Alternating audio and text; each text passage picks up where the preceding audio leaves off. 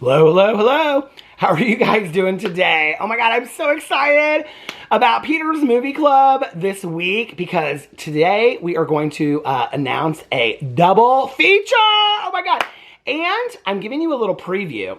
I have decided to start another movie club over on my Peter Watches TV channel. Yes, another movie club. I now have 2 book clubs, and I'm gonna have 2 movie clubs. So over here is kind of like my nostalgia movie club, and I'm having so much fun. I'll get into that in just a second, but over on my Peter Watches TV channel, I am putting together, I don't know when I'm gonna make the announcement, but I'm putting together a shark lovers movie club, and we are gonna watch all of the shark movies that have ever been put out.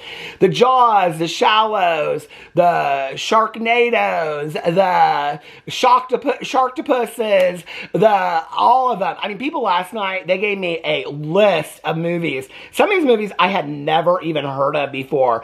Lake Sharks, Sharks of the Ozarks, Sharks of the Corn. I have so many shark movies that I'm going to watch and react to over my Peter Watches TV channel. So if you like shark movies, go over my Peter Watches TV channel, and I'm going to be announcing that movie club. Well, it's going to be a movie club in that we're going to watch the movies together, but then I'm going to do reaction videos to it. So anyway, you can go over there on my Peter Watches TV channel. I'll be announcing that in the next couple of days. I got to kind of put it together. I got to come up with a name for it first. Look, the name's very important, like Peter's Movie Club. But anyway, let's talk about Peter's Movie Club. So if you guys are new to Peter's Movie Club, every Friday I pick a movie or 2. Today's going to be a double feature, or 2 that we're going to watch together over the next week. All the movies are usually available on Tubi or other streaming services. I use Tubi because it's a free streaming service. It has some ads in the movies or the shows that you watch. But other than that, it's free. It's available in Mexico, United States, Canada, and now the UK, and some other places as well. But most of the movies that I pick, you can find in other streaming services. Many of the movies that I pick, you can find on YouTube as well. So, yeah, I'm having a really, really good time. It was interesting because when I was watching this week's movie from last week's movie, which was Rush from 1991, I hadn't watched this movie in a really, really long time. And it was about halfway through the movie, and I was like, you know what? This has been really, really fun so far this year that I have watched all these movies that I probably wouldn't just go in and be like, oh, I'm going to watch like Thelma and Louise this week, or, you know, The Trouble with Angels and stuff like that. You know, like I think of these movies because they remind me of my mom, or when I first got sober, or a friend, or something like that. You know, like How Stella Got Her Groove Back really reminds me of a certain friend of mine. But like I don't, and so does Waiting to Exhale. But a lot of these movies, like I wouldn't just go in and watch them again. So getting to watch them again, you know, and I mean, I can anytime I want, obviously, but deliberately picking them to watch again has really been like 6 months of going down memory lane, and it has been so much fun. And I just went through the whole list of the August movies that are being released on Tubi. I try to go through the new releases and pick stuff out. And I was like, there's like 10 new movies that are coming out. And I'm like, oh my God, I'm so excited. These are like 10 of my favorite movies. I'm so excited about it.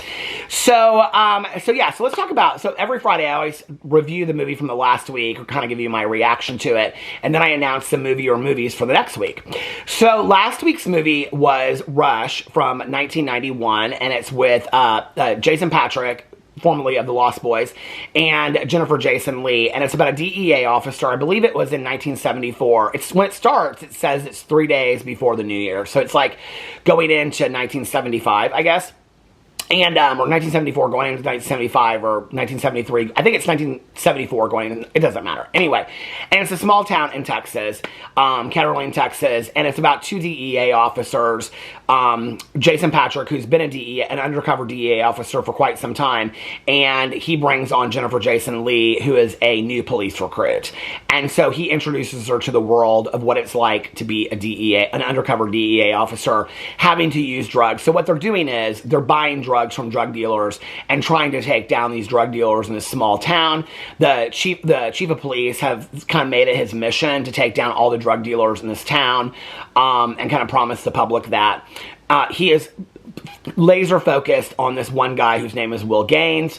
who is played by, what's the Allman Brothers guy? Well, I can't think of his name now. Greg Allman. And laser focused on him, and he owns like this nightclub. He owns other businesses and stuff like that. Like he says in there, like, you guys remember, when he said it, I was like, oh my God, I forgot those existed. The peep show houses and stuff like that. And so he's wanting to take this guy down because this guy is like, you know, running a lot of businesses that are, you know, anti his belief system, like family values and stuff like that. Well, this guy will never like talk drugs with him. And so they are trying to like buy drugs from everybody. What happens is Jason Patric and Jennifer Jason Leigh, they get caught up in the drug world, and they're taking drugs and they're using drugs, and they become addicted themselves. And it's something that Jason Patric warns Jennifer Jason Leigh about. It's so fantastic. I will tell you, I know now in retrospect why I haven't watched this movie in a long time, and I kind of forgot about it. Actually, one of my favorite actors of life, Max Perlich, is in this movie. He plays Walker, if you watched it. He's in a lot of addiction movies. He was in Drugstore Cowboy. He was in Georgia, which I believe was with Jennifer Jason Leigh, too. He's been in a lot of movies that have to do with addiction, and I looked him up last night. He's 56. He isn't really in a lot of things anymore, but I loved him back in the day because he was in all these movies. He always kind of plays the same character in all these movies, but he was in a lot of like addiction movies back in the day.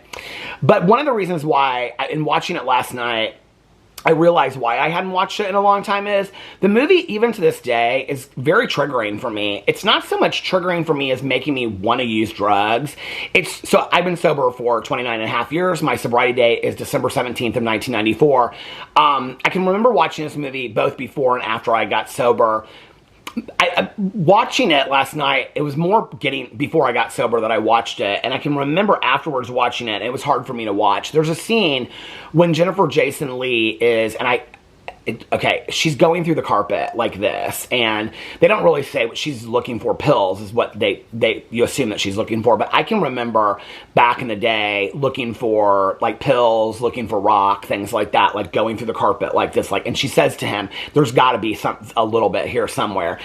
It seems like that, and it's also like there's a part where she first, they go to a dope dealer and she first shoots dope, and he asks her, Jason Patric asks her the next day, like, what did you think? Did you like it? And she goes, I liked it a little bit. I liked it probably a little bit too much, or something like that, she says. And she goes, but I also liked the fear of being there with you and how scary it was. And it's so much for me, reminded me of like the chase of the drug and always being like, you know, in these like very scary situations, which was part of the addiction as well.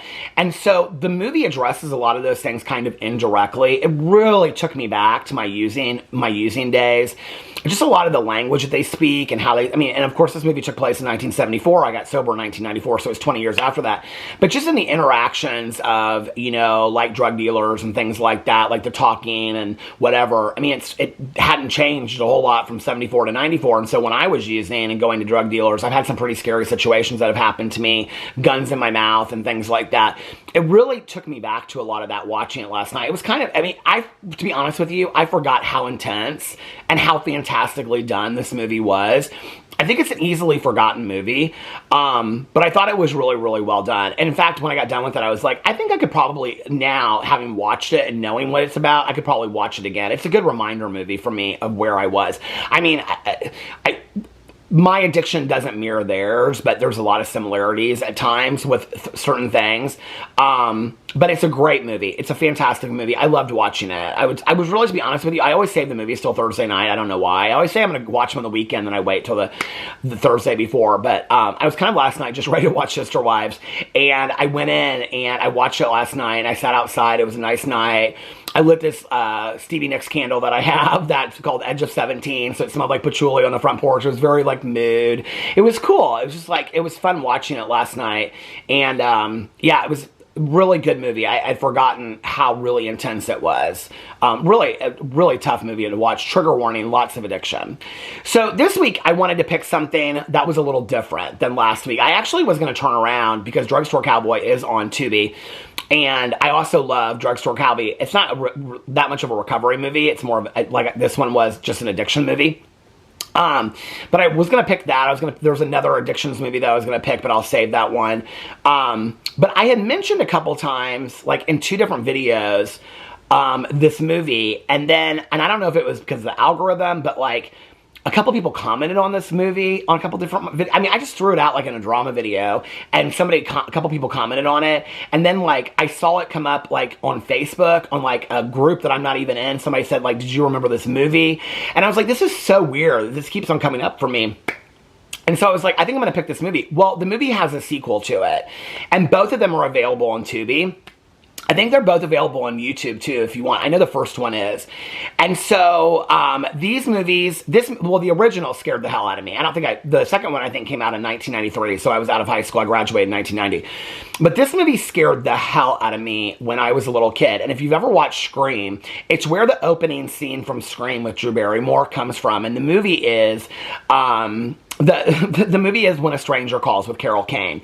And I have not seen this movie in so long. In fact, when I was like looking it up, I had forgotten, I have them both pulled up right here, I had forgotten that Colleen Dewhurst was in When a Stranger Calls. Now there's a remake that I think came out in like 2016 or whatever. I don't know that I've seen it.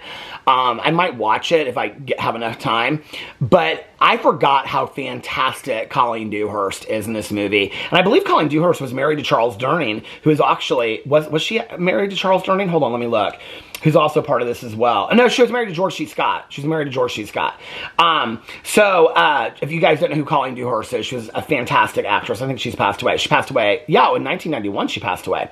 So, When a Stranger Calls came out in 1979. It is an hour and 37 minutes. And this is what it's about. A young high school student babysits for a very rich family. She begins as a doctor, because I can hear her on the phone, and she's talking about Dr. His name's Menstraka or something like that. She begins to receive strange phone calls threatening the children. The phone call she gets is, he says to her, "Have you checked the children?" And that was what I said in my video the other day, was we used to prank people, like when I was like in 4th grade, and we'd be like, "Have you checked the children?" Because of this movie. We love this movie. This movie would have come out when I was 7 years old, by the way. When she finally realizes that it's not a joke, she calls the police, only to find out that the calls are coming from inside the house, which kind of goes to all the people online today, all the millennials that don't even know this is where it comes from, where they say the call is coming from inside the house. That kind of like rhetorical joke. This is literally, the call is coming from inside the house. So, if you've never seen this movie before, it's fantastic. It is with Carol Kane. She plays the babysitter. Charles Durning, who plays the police detective. Colleen Dewhurst. She plays a woman that meets the person, the killer, and it's very, very interesting. There's a bunch of other people in it. Anyway, so then I wanted to also watch the sequel, because I remember, I think I've only seen the sequel like one time, and the sequel came out, I believe, in 1993, and it's an hour and 34 minutes long. Both of them are available on Tubi, but they're also available on other streaming services too, and it's called When a Stranger Calls Back.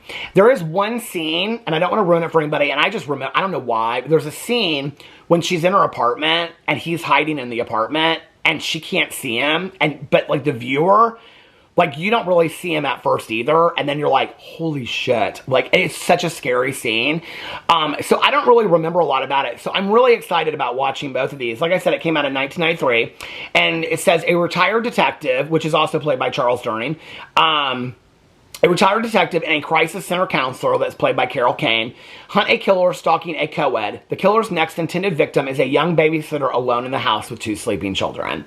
So, it's again with Carol Kane and Charles Durning, and it is the sequel to When a Stranger Calls. So this week's movies are a very scary, midsummer double feature. I was thinking about this because I read this short story in this, I don't know what it was, but I think it was called Double Feature or something like that. And it was in this short story anthology years ago. And it was about all these kids that worked in this movie theater, and they would show like horror movies.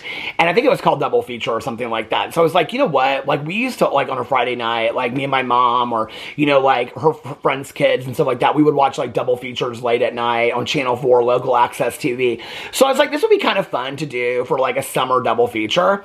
So this week's double feature is When a Stranger Calls from 1979, followed by When a Stranger Calls Back from 1993, both with Carol Kane. I hope that you enjoy them. It has been forever since I've watched these movies. I'm excited about it. I hope they scare my pants off. I love you guys, and I will see you tomorrow. Bye.